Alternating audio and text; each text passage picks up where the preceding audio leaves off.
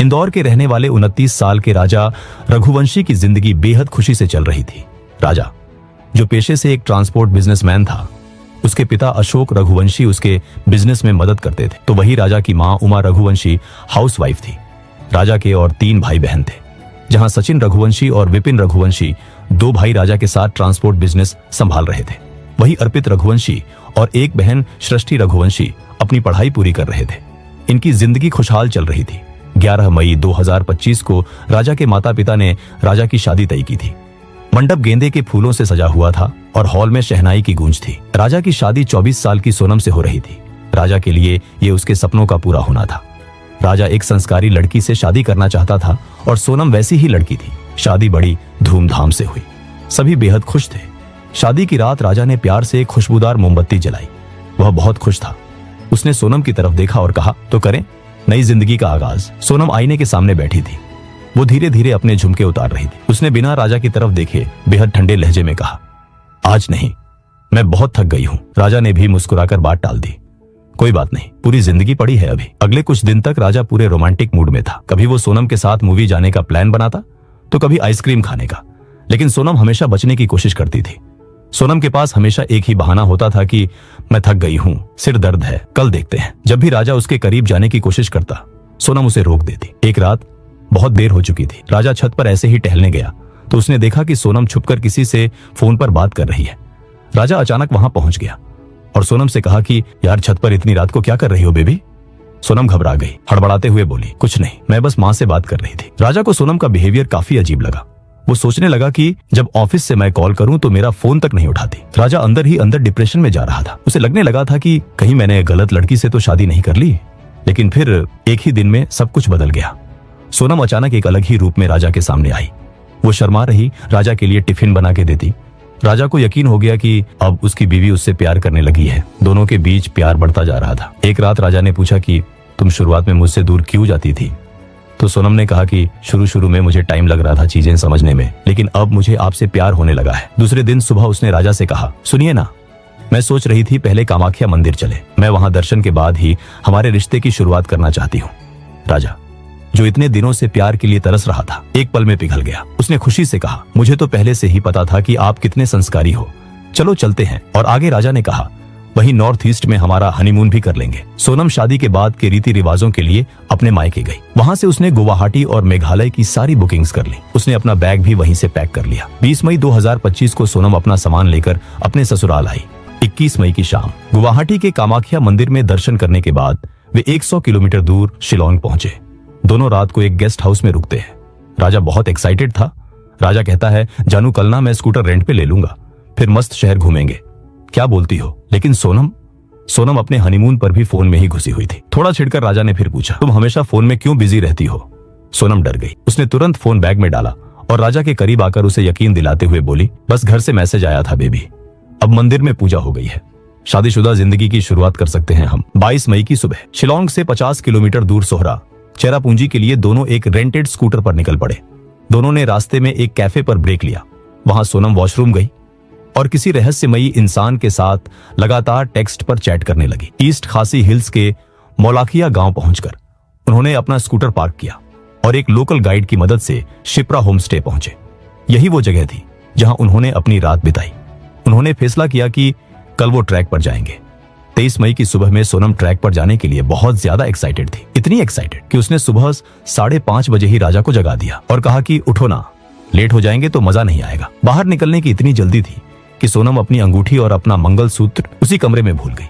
दोनों हाथ में हाथ डाले ट्रैक पर निकल पड़े। उन्हें रास्ता ठीक से पता नहीं था। तभी सोनम ने वहां खड़े 3 आदमियों से मदद मांगी। सोनम ने पूछा, ये रूट ब्रिज का रास्ता कहां से पड़ेगा? उन आदमियों में से एक ने कहा, बस यही ऊपर, हम भी वहीं जा रहे हैं। सोनम ने तुरंत कहा, तो आप ही हमारे साथ चलकर रास्ता दिखा दीजिए ना। और इस तरह वे 3 अजनबी इस हनीमून ट्रिप का हिस्सा बन गए। जब सभी चल रहे थे तभी सोनम के फोन पर उसकी सास का कॉल आता है। हाँ मम्मी जी, अभी चढ़ाई कर रहे हैं। उसकी सास कहती है कि आज तो उपवास होगा ना? मैं फलाहार बना रही थी तो याद आ गई तुम्हारी। सोनम ने जवाब दिया, हाँ उपवास रखा है। मैंने तो बोला उनको घूमने के चक्कर में अपनी गैरस थोड़ी तोड़ूंगी। सास ने प्यार से कहा, दूध लस्सी जो भी उपवास का सामान मिल रहा है वो खा लेना। सोनम कहती है, पहले ऊपर तो पहुंचे, जंगल में क्या कुछ मिलेगा। बाप रे। इसके बाद उसकी सास कहती है कि अच्छा राजा से बात करा। सोनम अचानक ग्रुप से पीछे चलने लगी और अपने सास से कहने लगी, राजा आगे चल रहा है और यहाँ सिग्नल कम है मम्मी, ऊपर पहुंच के आराम से कॉल करती हूँ। और सोनम ने कॉल काट दिया। यही वो आखिरी पल था, राजा के माता पिता के लिए वो आखिरी कॉल था, जिसके बाद ये नया जोड़ा रहस्यमयी तरीके से गायब ही हो गया। उनका कोई नामो निशान नहीं मिला। इधर इंदौर में राजा के माता पिता, उसका भाई और उधर सोनम के परिवार वाले दोनों लगातार कॉल कर रहे थे, लेकिन हर बार एक ही आवाज, the number you are calling is out of network coverage area. उनके दिमाग में भयानक ख्याल आने लगे। ये सभी बेहद डर गए थे। वो सोचने लगे कि क्या उनका एक्सीडेंट हो गया, क्या उनका अपहरण हो गया या उनका मर्डर हो गया। इस हनीमून कपल के साथ आखिर क्या हुआ था। बिना एक पल बर्बाद किए सोनम और राजा के भाई इमरजेंसी फ्लाइट लेकर तुरंत शिलोंग पहुंच गए और सीधे पुलिस स्टेशन जाके कंप्लेन दर्ज की। लेकिन वहां उन्हें लोकल पुलिस से कोई खास मदद नहीं मिल पाई। भाइयों ने हार नहीं मानी। उन्होंने कपल की ट्रिप की फोटोज और गूगल मैप्स का इस्तेमाल करके सोहरा में उन लोकेशंस को खोजना शुरू किया जहां वे जा सकते थे। अपनी खुद की इन्वेस्टिगेशन से उन्होंने उस शख्स को ढूंढ निकाला जिसने राजा और सोनम को एक्टिवा किराए पर दी थी। वहीं दूसरी ओर एक लोकल गांव के मुखिया ने पुलिस को सूचना दी, सर एक स्कूटी पिछले 2-3 दिन से कैफे के बाहर लावारिस खड़ी है। अब मेघालय पुलिस हरकत में आई।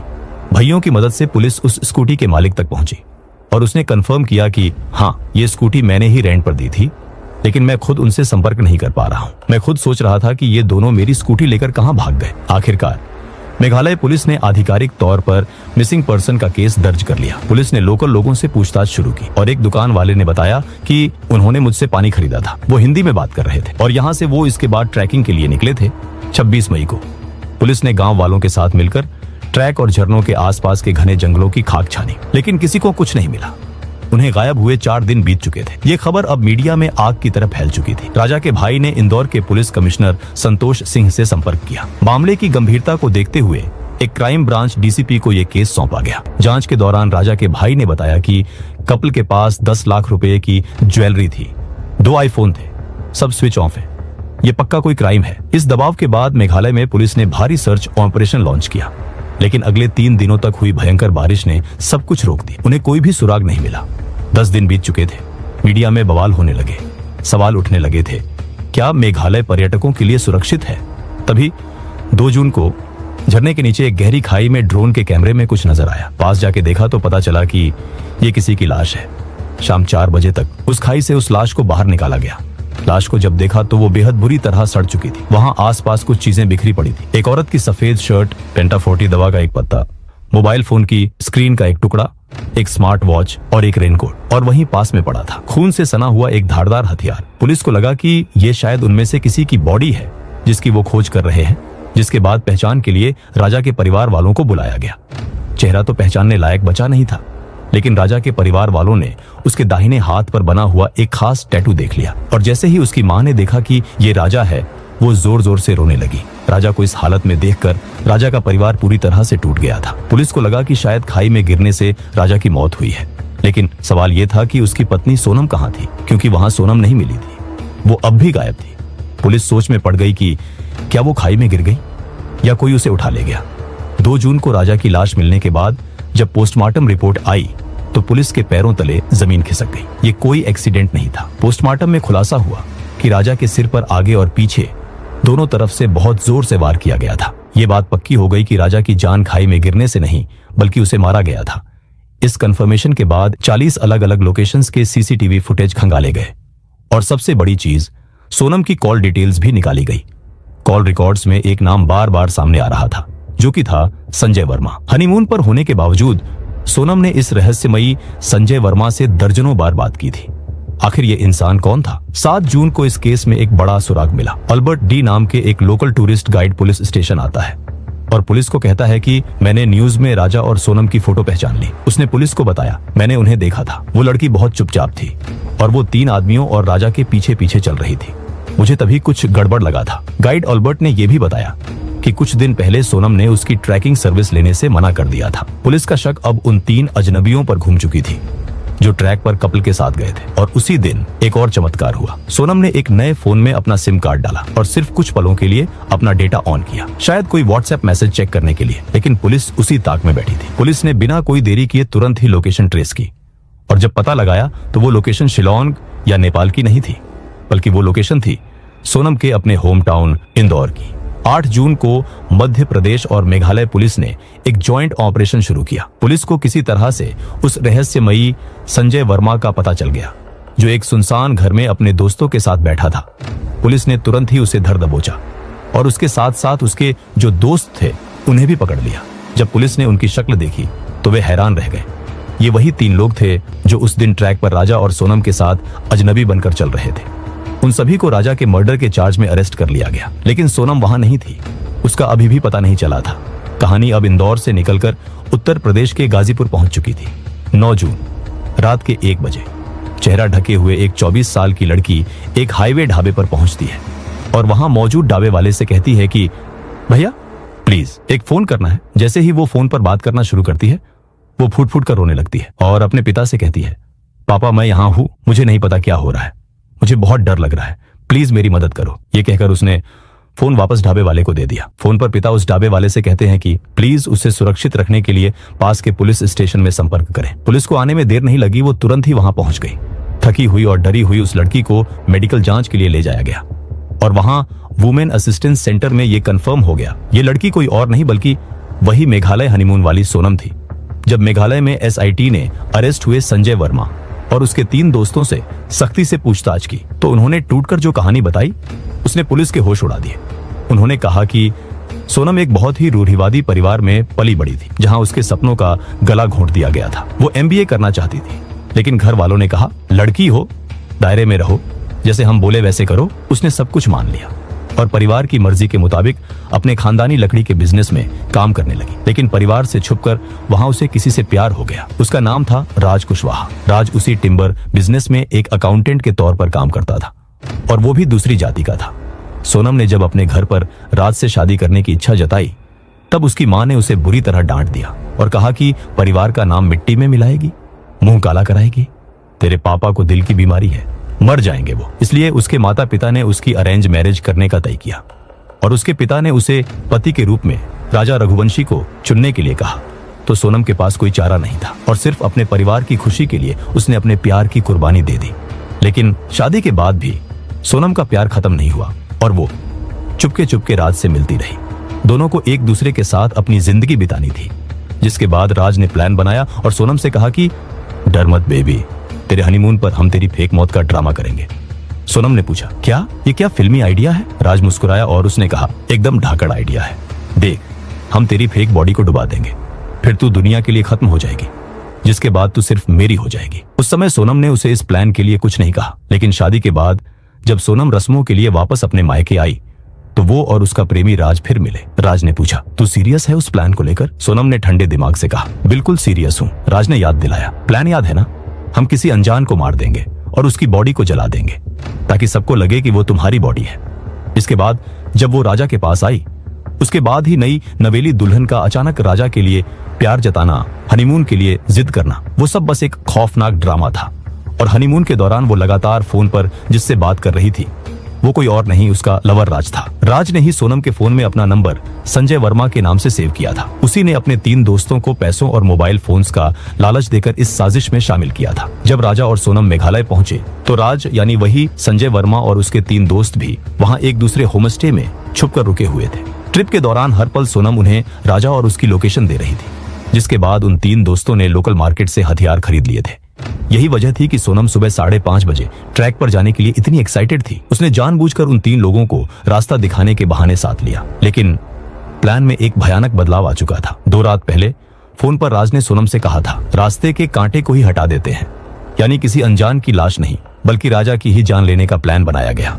और जब राजा ने पीछे मुड़कर सोनम से कहा बेबी हाथ पकड़ लूं, तभी राज के एक दोस्त ने पूरी ताकत से राजा के सिर के पीछे वार किया। दूसरे ने उसके चेहरे पर वार किया। राजा की वहीं तड़पकर मौत हो गई, जिसके बाद उन दरिंदों ने उसकी लाश को झरने के पास उसी गहरी खाई में फेंक दिया और बिहार के रास्ते इंदौर वापस लौट गए। सोनम मावदुग से लोकल टैक्सी लेकर शिलोंग गई, फिर टूरिस्ट कैब से गुवाहाटी पहुंची।